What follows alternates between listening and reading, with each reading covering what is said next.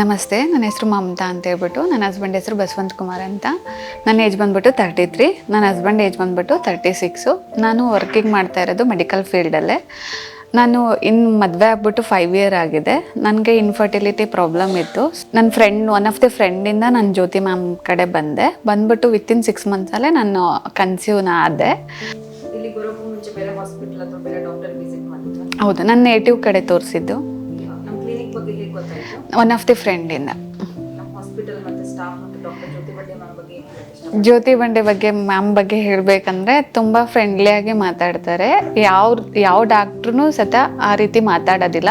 ಅಷ್ಟು ಕ್ಲೋಸಾಗಿ family members ಥರ ಮಾತಾಡ್ತಾರೆ. ಇಲ್ಲಿ ಸ್ಟಾಫ್ ಬಗ್ಗೆ ಹೇಳಬೇಕಂದ್ರೆ ರಿಸೆಪ್ಷನಿಸ್ಟೇ ಆಗಲಿ, ನ್ಯೂಟ್ರಿಷನ್ ಡಾಕ್ಟರೇ ಆಗಲಿ, ಸ್ಟಾಫೇ ಆಗಲಿ, ಮೆಡಿಕಲ್ ಪರ್ಸನ್ಸೇ ಆಗಲಿ ತುಂಬ ಫ್ರೆಂಡ್ಲಿಯಾಗಿ ಮಾತಾಡ್ತಾರೆ. ನಾನು ಸಜೆಷನ್ ಮಾಡೋದೇನಂತ ಹೇಳಿದರೆ, one of the middle class ಪೇಷಂಟ್ಸಿಗೆ ಆಗಲಿ ಅಥವಾ ಯಾರೇ ಆಗಲಿ ಒಂದ್ಸರಿ DYU ಹಾಸ್ಪಿಟಲ್ನ ವಿಸಿಟ್ ಮಾಡಿ. ತುಂಬಾ ಒಳ್ಳೆ ಗುಡ್ ನೇಮ್ ಇದೆ. ಮತ್ತು ಇಲ್ಲಿ ಡಾಕ್ಟರ್ ಜ್ಯೋತಿ ಮ್ಯಾಮ್ ಅಂತೂ ತುಂಬಾ ಚೆನ್ನಾಗಿ ಕೇರ್ ತೊಗೊಳ್ತಾರೆ ಪೇಷಂಟ್ ಬಗ್ಗೆ.